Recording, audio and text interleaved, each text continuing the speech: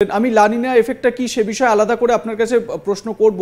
তবে যেটা আমি জানতে চাইছি যে এই যে বিচ্ছিন্ন ভাবটা, মানে ঠান্ডারও একটা বিচ্ছিন্ন ভাব দেখা যাচ্ছে, এবং খেয়াল করে দেখলে এটাও বোঝা যাবে যে যখন এই বর্ষার মরশুমটা আসে, বর্ষাটার মরশুমটাও প্রথমত বর্ষা আসছে দেরি করে, দ্বিতীয়ত দেখা যাচ্ছে যে সেটার আপনি যেরকম বললেন যে বিচ্ছিন্নতা, বৃষ্টি হচ্ছে খুব বিক্ষিপ্তভাবে বা খুব বিচ্ছিন্নভাবে। এটা কেন হচ্ছে? মানে আবহাওয়ার যে পরিবর্তন হচ্ছে সেটা আমরা বুঝতে পারছি, কিন্তু যে ঋতুতে যেটা হওয়ার সেটাও তো ঠিকঠাক হচ্ছে না। বেসিক্যালি দেখুন, জলবায়ু পরিবর্তনের পদ্ধতিতে সবচেয়ে প্রথমে যেটা গুরুত্বপূর্ণ প্রভাব পড়ে সেটা হচ্ছে জলচক্রের পরিবর্তন ঘটা। হ্যাঁ। এই জলচক্রের পরিবর্তন মানে বিষয়টা কি? অ্যাকচুয়ালি ভূমিভাগ, জলভাগ এবং বায়ুমণ্ডল এই সবার সাথে কিন্তু একটা অদ্ভুত কোরিলেশন আছে। সেই কোরিলেশনটা বেসিক্যালি কিন্তু জলবায়ু পরিবর্তনের ফলে ব্রেক করে যায়, যার ফলে স্বাভাবিকভাবে বায়ুতে ঘনীভবনের পরিমাণ হ্রাস পেয়ে যায়, বৃষ্টিপাতের পরিমাণ হ্রাস পায়। আবার কখনো সেটা অত্যন্ত পরিমাণে ঘনীভূত হয়, তখন প্রবল বৃষ্টিপাত শুরু হয়। যে তাপমাত্রাগত পরিস্থিতি বৃদ্ধি পাচ্ছে তাতে করে কখনো আপনারা দেখতে পাবেন যে অত্যন্ত অস্বস্তিকর একটা পরিমণ্ডল, আবার কখনো ভয়ঙ্কর থান্ডারস্টর্ম, কখনো বা এই তাপমাত্রার প্রভাবে আপনারা বড় সড়ো সাইক্লোন সংঘটিত হচ্ছে দেখতে পাবেন। ফলে বেসিক্যালি সমস্ত বিষয়টাই পরিবর্তনের একটা পদ্ধতির রূপ মাত্র। আমরা যা কিছু দেখতে পাচ্ছি সবই পরিবর্তনের পদ্ধতিতে। জলবায়ু বেসিক্যালি সবটাই পরিবর্তিত হয়ে গেছে ভারতবর্ষে, তথা আমরা বলবো সারা পৃথিবীর।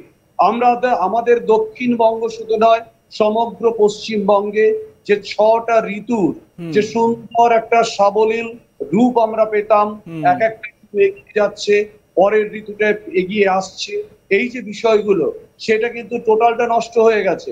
আমরা এই মুহূর্তে টোটাল 3টে ঋতু পাই, একটা হচ্ছে গ্রীষ্ম, আর একটা হচ্ছে শীত, এবং তাদের ইন বিটুইন ট্রানজিশনে হচ্ছে সারা বছর বৃষ্টি। যার ফলে আলটিমেটলি কিন্তু আমরা কখনোই স্টেবল কন্ডিশনে থাকতে পারছি না, আমরা ভারসাম্যযুক্ত অবস্থায় থাকতে পারছি না।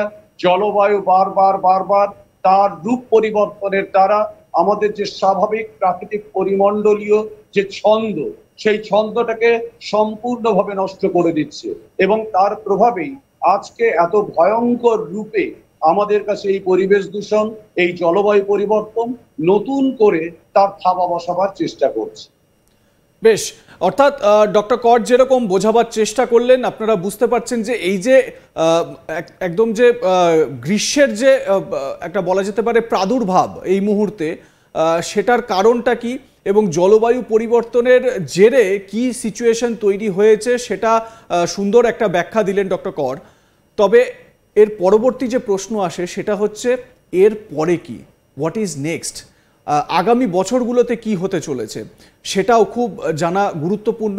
আমি সেই আলোচনাগুলোই করব। জলবায়ুর পরিবর্তন কীরকম হয়েছে সেটা আপনি আমাদেরকে সেই ব্যাখ্যাটা দিলেন, এবং আশা করি আমাদের যারা দর্শকরা রয়েছেন তারা খুব ভালোভাবেই বুঝতে পারছেন যে এই সিচুয়েশনটা কেন তৈরি হচ্ছে। কিন্তু যেটা প্রশ্ন উঠছে যে এর পরে কি, মানে 2025কে বলা হচ্ছে যে 3টে উষ্ণতম বছরের মধ্যে একটি হতে চলেছে।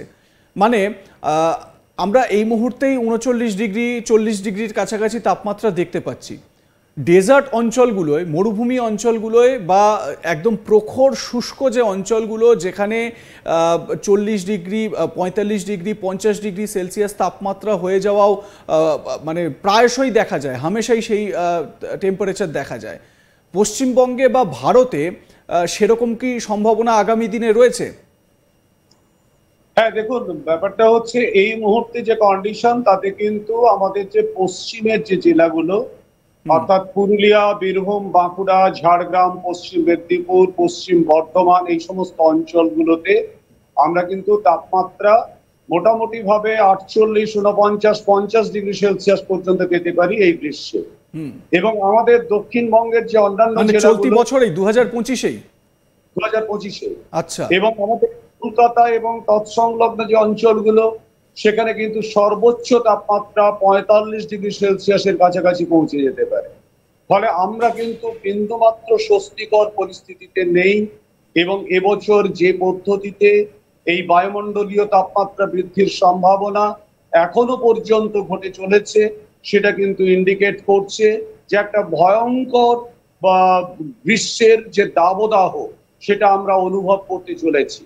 তৃতীয় যেটা গুরুত্বপূর্ণ বিষয় হলো যে এখনো পর্যন্ত বঙ্গোপসাগর অত্যন্ত সক্রিয়, যে কারণের জন্য মৌসুমী বায়ু সঠিক সময়ে প্রবেশ করতে পারবে না। আপনারা জানেন ভালো করে মৌসুমী বায়ু আসার সময় হচ্ছে মোটামুটি ভাবে 10th জুনের আশেপাশে। হ্যাঁ। কিন্তু বেসিক্যালি এবছর যে কন্ডিশনে দাঁড়িয়ে আছে তাতে কিন্তু মৌসুমী বায়ু এসে পৌঁছবে হয় জুন মাসের একেবারে শেষে অথবা জুলাই মাসের শুরুতে, যে কারণের জন্যে মনসুন আসার আগে আমরা কিন্তু একটা ভয়ঙ্কর ড্রট সিচুয়েশন ফেস করব। আবার মনসুন চলে আসার পরে যেহেতু অনেক বিলম্বে মনসুন অ্যাক্টিভ হচ্ছে এবং অ্যাক্টিভ হবে নিম্নচাপের হাত ধরে, সেই কারণের জন্যে মনসুন পিরিয়ডে এত বেশি বৃষ্টিপাত সংঘটিত হবে যে তার প্রভাবে আলটিমেটলি কিন্তু ফ্লাড সিচুয়েশন তৈরি হতে পারে। অর্থাৎ আমরা একদিকে প্রচন্ড উষ্ণতার জন্য ক্ষতিগ্রস্ত হব, আবার অপরদিকে প্রচন্ড বৃষ্টিপাতের জন্যও কিন্তু ক্ষতিগ্রস্ত হব। ঠিক একইভাবে আবার কিন্তু শীতকাল যখন আসবে তখন কিন্তু শীতের পরিমাণটাও উল্লেখযোগ্যভাবে বাড়বে।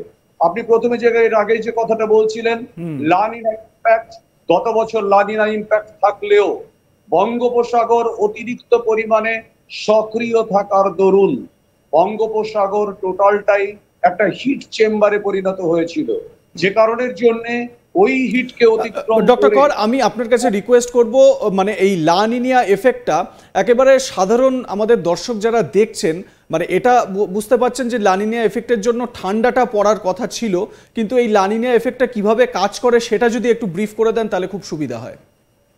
হ্যাঁ, ঠিক সেই জায়গাটাই আসছিলাম। অর্থাৎ ব্যাপারটা হলো এল নিনোর লাস্ট ফেজটাকে আমরা বলি লা নিনা। সেই সময় বায়ুমণ্ডল আকস্মিকভাবে চূড়ান্ত একটা অস্থিরতার মধ্যে দিয়ে ভয়ঙ্কর একটা প্রাকৃতিক দুর্যোগ সংঘটিত হয়ে তারপর সেটা শান্ত পরিমণ্ডলে ফেরে। লা নিনা ইম্প্যাক্টের ফলে আমরা যারা ভারতবাসী তাদের ওপরে লা নিনার ইম্প্যাক্ট হচ্ছে মূলত দক্ষিণ পূর্ব এশিয়ার যে বিস্তীর্ণ অঞ্চল রয়েছে সেখান থেকে শীতল স্রোত আমাদের ভূমিভাগের মধ্যে প্রবেশ করবে। কিন্তু বেসিক্যালি যে ঘটনাটা ঘটেছিল এবছর, যার ফলে লা নিনা ইম্প্যাক্টে আমরা ঠান্ডা পেলাম না, তার মূল কারণ হচ্ছে বঙ্গোপসাগর নিজেই একটা হিট চেম্বার হয়ে বসেছিল। আপনারা খেয়াল করবেন যে টোটাল বর্ষাকালে অসংখ্যবার সাইক্লোন তৈরি হয়েছে এবং সাইক্লোন গুলো অধিকাংশ ক্ষেত্রে দক্ষিণ দিকে গেছে। শীতকাল শুরু হয়ে যাওয়ার পরে কিন্তু বঙ্গোপসাগরে সচরাচর আর সাইক্লোন শুরু হয় না,